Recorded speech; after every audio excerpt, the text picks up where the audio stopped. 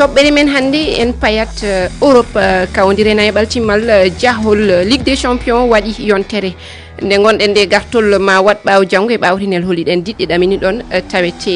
ɗiɗaɓal timmal ko wona ɗum ma en dutto Cameroun humpitade luural hakkude Fecafoot e jagorɗo Coftal-Ɓalli kono hade nden gadortoɗen ko ɗo e Sénégal hande kawodiral padagal ko Jaraaf e Casa Sport eɓe pettida e ɗinguiral ngor ma en jokkodir joni e Ibrahima Niang gononɗo en toon tedduɓe ko ɗum woni mbaadi yewtere nde on calminama en calmini kadi yaadiɓe men e yewtere nde Arouna Deme a wiyama bisimilla ma. Aissatou a salminaɓe en calmini hettiɓeɓe kala e ɓe ndenduɗen ɗo hande ɓe. Yo anne Mamadou Fall a yewnanoma yewtere nde. eyyi a salmitama Aissatou mi salmini kadi Harouna e omo ganda kañum Abdoulaye Diallo. Aissatou a weeɗama jungo. a salminama a salmini kadi heɗiyankoɓe RFI Fulfulde. Eyo Abdoulaye haade mi artude ma fuɗɗade tan e humpidde to Bundesliga woni championnat Allemagne o Leverkusen heeɓi kaw walla mbiyen heeɓi jeenari ndi hikka saabu kamɓe kawi Brême mbadde joyi noon kowal ɗum noon meeɗa konngol woni aranol maɓɓe folde oɗo championnat. Abdoulaye konngol arte maɗa hoto paɗen. Aissatou to paɗen ko dinguiral Ngor ɗo e Dakar ñalawma nogaye ɓijo kawgal Sénégal halten fimo hande o saaha mo kalten Aissatou Jaraaf no jokki tinodirde e Casa Sport Aissat Ly jahen taw en toon gote nuttodiraɗo men Ibrahima Niang Ibrahima ɓoggol Ibrahima salminama. salmitama Abdoulaye Diallo mi salmini Aissatou Ly e wondiɓe makko. Eyyi kay Ibrahima ko mbawɗa men kalande ngal kawrodira hakkude ɗe diɗɗe ɗiɗi. Voilà a haali ɗum kippe mo Jaraaf hawrata ɗo e kippe mo Casa Sport joni noon ɓe pudditi e caggal noon foftere nde ɓe dañno joni noon ɓe pudditi andu tan ko oɗo saaha hay gono loggani taw ko kowal Jaraaf noon hippi e kippe mo Tengueje FC keɗɗo yeeso championnat o kono noon omo wawi tan so tawi o heeɓi polgu e kawral ngal heɓtade seeɗa oɗo kippe mo Tengueje FC saabu noon Tengueje FC yarata koye poñoji 54 Jaraaf noon heeɓi ɗo e ɗo ko 32 poñoji ñalawma nogas bijo noon min goni andu tan kabaru o ko Aliou Cissé heltowo kippe mo Sénégal ari tan ƴewde dartude tan kawral ngal Aliou Cissé noon yimɓeɓe ne gandi fuɗɗori ballon koto diwan Casamance toon to kippe mo Casa Sport. Ibrahima Niang e kay ma en gar e kabaruji men satiɗi ɗi e konngol Aliou Cissé elto kippu Sénégal si o suuti kongi e ngal kawral ay ma en jokku o saha mo kalten Guédiawaye hakkude Guédiawaye e West Ouakam ko Guédiawaye foli taw loggi ɗiɗi e kowal Sonacos aspikin hanki noon Tengueje jonuɓe ka yesso rewro ngo foluno yes gore loggol e kowal Stade Mbour foli Jambar loggi tati e kowal ka rewro ko Tengueje woni yesso e toɓɓe 34 hikki ɗon Guédiawaye si tawi kamɓe e foli ka timmal ngal ka tinodiral hakkude maɓɓe e West Ouakam kamɓe wonata kamɓe hikkoto e Tengueje hikkiɗon noon kadi hikkiɗon Jaraaf kales classement ko Mbournaɓe ɓe woni Stade de Mbour toɓɓe 10 e jeetati e Jambar FC toɓɓe 14 Aissatou. jarama Abdoulaye anni Ibrahima Niang a jarama ma en jokku rewidade ɗiɗo kabaruji no mbiruɗa ni joni en keddoto ha hande e Sénégal haalde noon eko yowiti e jagorɗo kesso keɓaɗo walla mbiyen puɗɗiɗo golle muɗum kanko noon wiyete ko Hady Dieng Gaye ngol woni aranol Arouna somi fuujake ko ngal jagorgal debbo ene ardine toon mate wonko ɗaminiɗa ñande mum a hecci hanki janewo fuɗɗoto golle makko o wi maw waylu ko heewi an ɗum mate aɗa ɗamini ma wot ko wayli e banggal Coftal-Ɓalli. eɗen mbawi jaggude kanko woni debbo gadiɗo ardade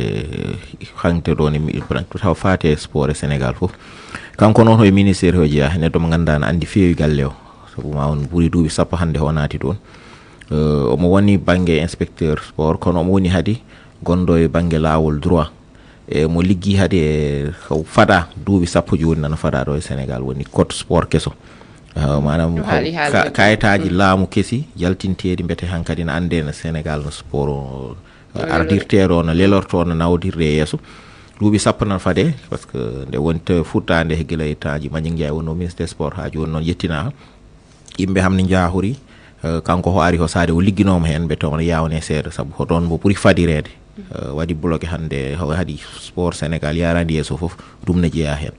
ɗum no soɓe liggitani ɗum arɓe o ardinoɓe moɓe mbanno ho tan koye lawol men rewata jagorgal ngaw tottangal ne tekki eɗen mbawi wiide o haɗani tan e Coftal-Ɓalli saabu hay culture finatawaji men ɗum ɗon foof omo jogori kadi daranade ɗum mate ɗum jiiɓata gueɗe ɗe walla tardinta banggue Coftal-Ɓalli Men o Haruna walla so Mamadou Fall hen kalɗo hen foof no Haruna haalini tan ko noon batte Coftal-Ɓalli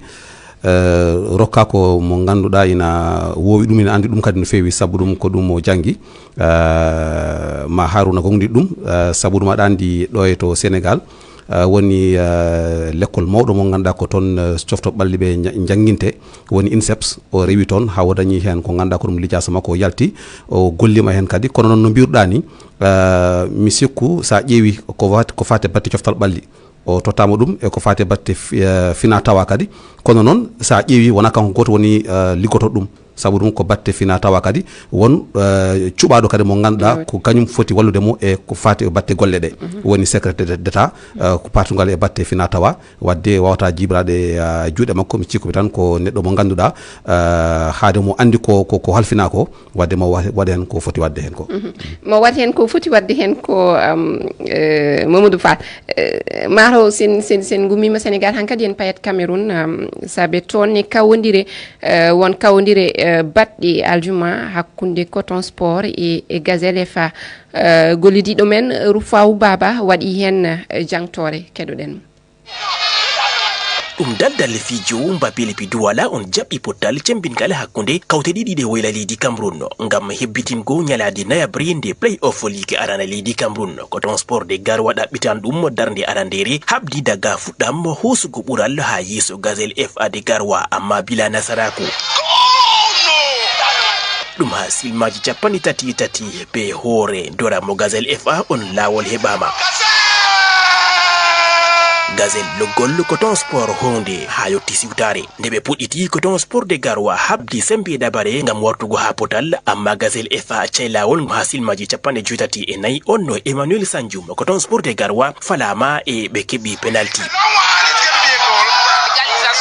loggol ko ngam ɗum o ɓeddi silmaji jowi wala ko roɗɗitama yidiɗiraɓe Coton Sport ɗo tawe nder seyo be wartugo ha potal e noon tammude hoti ha garan ɗum je suis très content parce que min ɗo seyi ngam Coton Sport habdi be tiɗal amma ɓe gaɗi potal miɗo yila ha garan ɗum min jalan ngam ɗum handani min jalorgal aller Coton Sport de Garoua gal yidiɗiraɓe Gazelle FA ɗum suno ko ngam ɓe ndo aybo je suis très déçu ɗum mettini am ɓernde miɗon no reni jalorgal Gazelle amma kadi Coton Sport bo famɗay tema e so min kabdan ɓuraɗo une prochaine fois on fera mieux Coton Sport ɓawo ñalade nayabre nde ɗo tawe ha darde ɗiɗabre be toɓɓe joytati e Gazelle ɗo tawe ha joƴiɗabre be toɓɓe ɗiɗi Rufau Baba Chouaria Marwa RFI jarama Rufau Baba to Marwa ɗum woni derbi mbiyen toon to Cameroun way kono derbi baɗɗo ɗo ene Sénégal tan jarafi Casa Abdoulaye en keddoto e likka arano toon to Cameroun mbiɗa sikki eɓe jaari hol toon ñalande nayyi ɓiire walla joyi ɓiire jeetati ɓiire e wadde ɓe goɗɗoyi eyyi ɓe goɗɗoyi holko mbawɗa humpidde en hande oɗo saaha ko Fauve Azur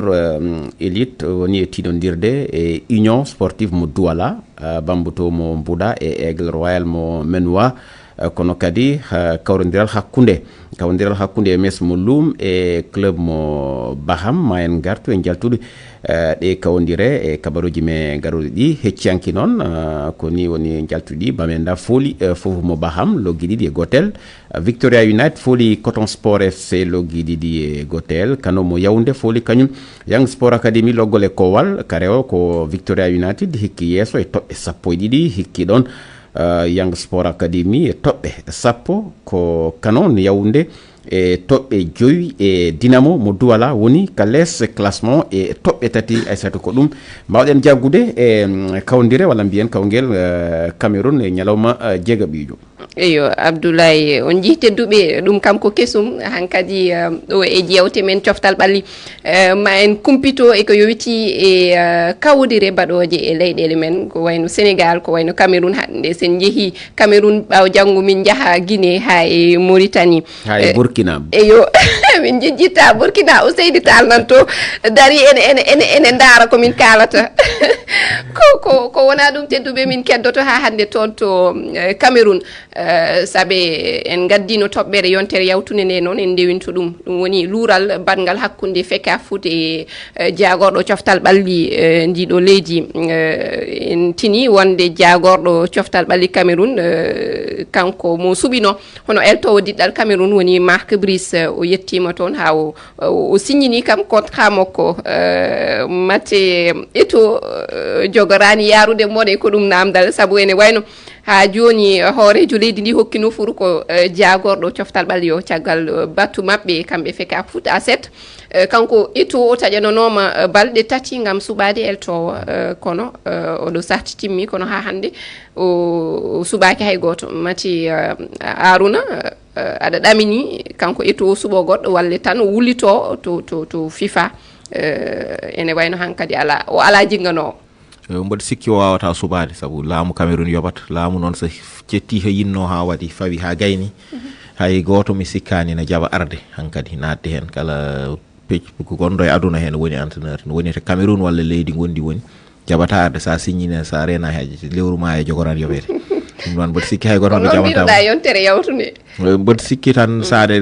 laamu ngu yaari banggue aɗa andi leyɗele Afrique no darori hankadi ni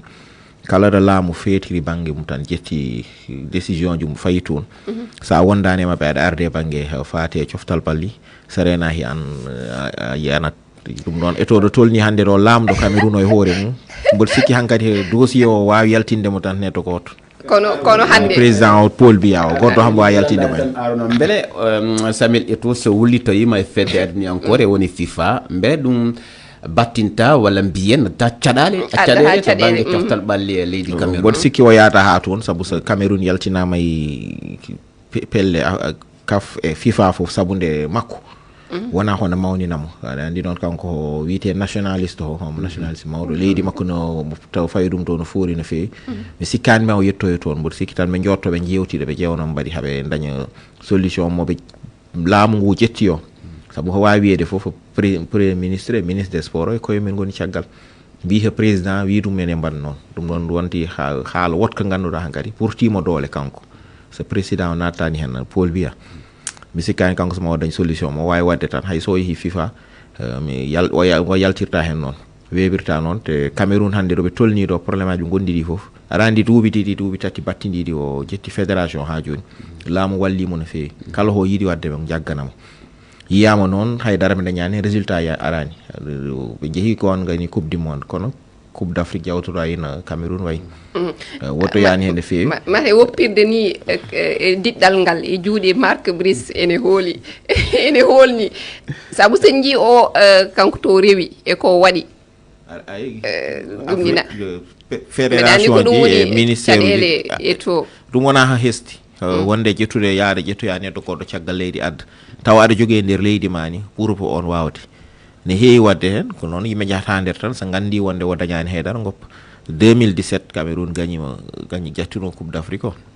kono gonno dono hay goto ya horono hen wawata dañ hay Claude Leroy nde o aratno Cameroun haydara o dañan haydara o ƴettano kanko annano ko no feewi kono hen sahaju golle Allah ɗon kay ɗon kono o soñi ko waɗi ko hay ɗon ni sa ƴeewi ɓiɓɓe hulani Cameroun ko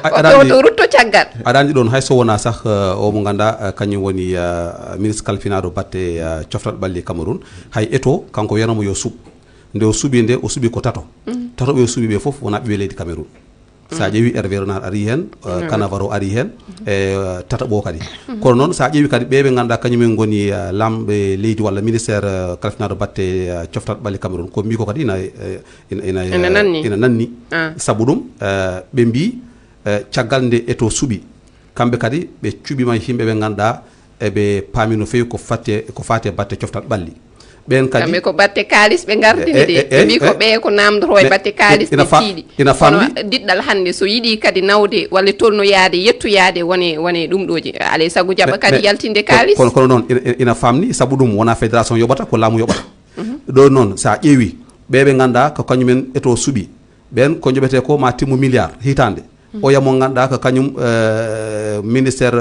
kalfinal batte coftal ɓalli suuɓi on ko yoɓete ko e hitande foof timmata hay million ngaji temedde joyyi ko noon sa jeeyam banggue kalis o laamu Cameroun haali ngu aɗa andi Afrique ɓe tolnima han kadi do poti woppude jettude kalis ane beddo sa jetti entraîneur sabu ha addi hande Cannavaro toti ɗum équipe Cameroun waɗi ɗon hitanol duuɓi ɗi milliard uji lawol mo gañta haydara ɗum wona hono nawro milliard on ɗon yoɓe mbi laamu e nanduɓe football Cameroun heɓe tani are yesso ɗum ɓuuri nannirede wiide joɓe kalis ha wayne leydi ɓe ganduɗa han kadi wona gari tan hiilade kalis jaaha ɗum wona hono nawro leydi yesso ene nanni kono kanko noon eto noon hay sinno suɓaki ni wonɓe e leydi ndi kanko ɗum ɓuranimo mataw kanko no mbiɗa ni ko nationaliste taw ko jeeyaɓe Afrique ene mbawa ɗo hammo yani seeɗa saabu nde o wiya yo subo nde hay Cameroun naji goto jettani kanko noon adduno Rigobert Song Rigobert Song sa he Cameroun a fof jaabi wonde ko wiyete capitaine moƴƴo wonno joueur moƴƴo wonno kono so banggue entraîneur on banggue ham wona kañum sohla kono est ce que kadi affaire eto est ce que wona affaire politique est ce que natani hen sabu no wawi Cameroun hawni leydi hawride seeɗa sa he ɗon tan pamta ɗum lebbi tati caggal won hen yewtere o wino kanko caɗele makko e hakkude makko e ɓeɓe ganduɗa kañumen jogui ko fate batte coftal ɓalli toon ɓe cikku ko kanko mawo foɗodire e ko fate batte lamgal leydi Cameroun ɗum ina jeeya ko sikki woni hakkude e caɗele hakkude makko e ɓeɓe ganduɗa kañumen goni lamɓe leydi Cameroun ɗum kadi won wiɓe ni eto kanko e hoore makko eɓe kaɓomo ɗon e fedde nde saabu nde o ari ko jiiɓu jawdi en fof ko mbiɗo ɗum yo nattu ɗum nene jeeya ko gandi mataw ko ganduɗa mataw wallanimo mataw en tongat ɗon tan e on banggue payen e rogere men wonde yewtere nde ɗum woni en payat Europe haalde ko yewti e kawdire nayaɓal Ligue des Champions dawol aranal ngal walla mbiyen dawol aranal kawdire jahol nayaɓal timmal mbaɗi alarba ƴaɓɓine nde talata dawol ɗiɗaɓal ko dawol ɗiɗaɓal ɗin kawdire ko janggo e ɓawtidel mbiyen walla mbiyen ko ɓaawo janngo e ɓaawtindel ɗi jaafa ɗon keɗoɗen jangtore Mamadou Diongasi Ba waɗani en hen e talata arowo savi e sukaɓe mum ɓen jaɓɓoto Paris Saint-Germain caggal Barça folirde loggi tati e loggi ɗiɗi e o stade Parc des Princes ko lefol aranol e ngol lefol Mbappé waɗano kawrital ngal ɗo habboranongal ko ɗum waɗi himo habba fota e ngol lefol ɗimmol Atlético de Madrid kadi yahay Allemagne caggal ɓe folirde Dortmund loggi ɗiɗi e loggel kawrite ɓuraɗe habbede ɗen koye alarba waɗata e o stade Etihad Stadium sukaɓe Pep Guardiola ɓen jaɓɓoto Real Madrid ko lefol aranol ɓe sertino loggi tati e loggi tati hiɗen andintina rowani ko Manchester City yaltinirno Real e ɗiɗaɓal timmode loggi nayyi e kowal e alarba fayin to Allemagne e o stade Allianz Arena Bayern jaɓɓoyto Arsenal caggal ɓe sertirde loggi ɗiɗi e loggi ɗiɗi ko lefol aranol ko woni tun fijoɓe Bayern ɗiɗo fijoytande ñande ɗum ko Serge Gnabry e Alphonso Davies. Mamadou Diongasi Ba jarama PSG koko hawa ha e dingiral muɗum ɗum woni Parc des Princes Ousseyni nana jala ko PSG gonanmi ha kaddi gurdam eyo paaɗen koye kawdire nayaɓal gartol mbiyen dawal ɗimmal ngal holi eɗe diɗɗe kawdirɗe ɗamini ɗon ma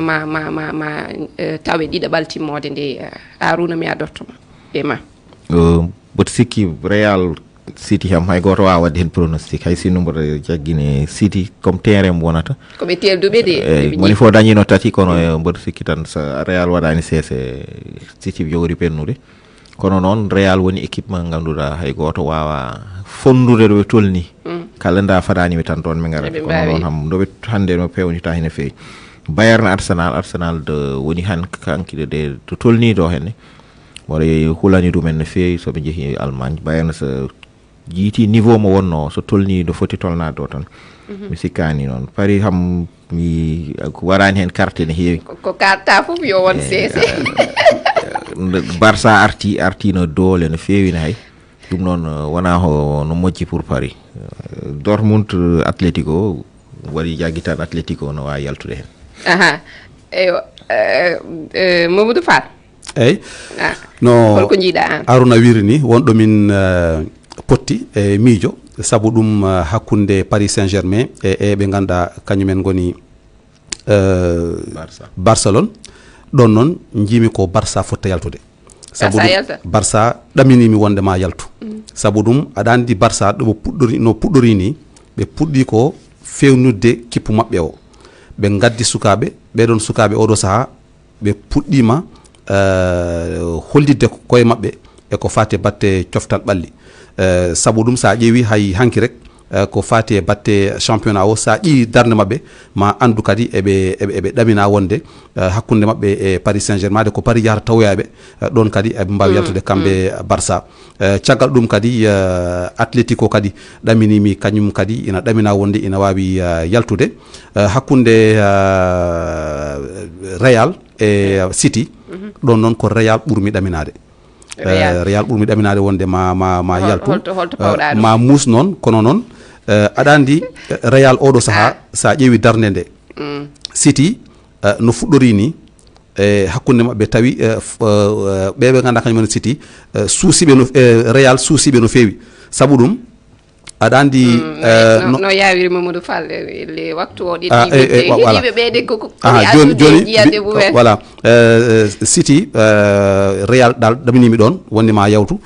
to henne kadi ɗaminimi ko Arsenal ma yawtu Abdoulaye e surtout ko ɗaali ko fati e fof koyngel wela haalde kippu mo ɓennata kono sa ƴeewi darde ɗin kippuji hakkunde Real e City ko weɓanta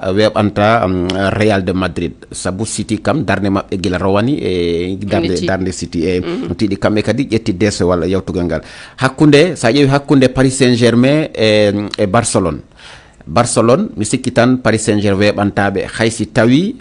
no wiye ko wiyete remontada kono mi sikki tan weɓanta ɓe Paris Saint-Germain Aissatou weɓanta keɗoɗen hankkadi jiyanɗe heeɗiɓe ɓe kamɓe ne ɓe kolli hen miijo mabɓe Ba Mama Malik ne jooɗiɗo e Dakar to jiɗɗen ko yo Real gagne wadde ɗekki noon hakkude mum e City kono heɗen jogui yakare PSG Barcelona kan